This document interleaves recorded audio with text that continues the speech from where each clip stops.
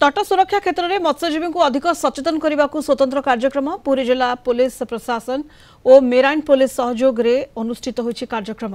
विशेषकर बांग्लादेशी अनुप्रवेशकारी को रोकवा दिगरे मत्स्यजीवी को सचेतन करा जायछि। प्रति मासरे एभली कार्यक्रम आयोजन हेब। अनुप्रवेशकारी चिन्हट सह सेमानक विरोध में कार्यानुष्ठान नेबा पई गोष्ठी सहभागितार आवश्यकता रही। पुरी जिले में कौन बांग्लादेशी अनुप्रवेशकारी नाहांती, केवल किछि बंगीय शरणार्थी अछंती। बांग्लादेशी अनुप्रवेशकारी संपर्क में तथ्य संग्रह करा जाउछि। कौनसी सूचना और तथ्य आसिले सेमानक आधार कार्ड और भोटर परिचय पत्र जांच करा जाउछि। पुरी जिला पुलिस सह मेराइन थाना पुलिस कड़ा नजर रखिथिबा सूचना दैछंती तट सुरक्षा आईजी। सेंट्रल गवर्नमेंट लगी चिंता करुछंती, बारंबार चिंता करुछंती जो कोस्ट लाइन टा एटा सबुटु वल्नरेबल एरिया। जदियो आमर कैपेसिटी मात्र 12 नॉटिकल माइल्स पर्यंत आमर मेराइन पुलिस पेट्रोलिंग करिवो।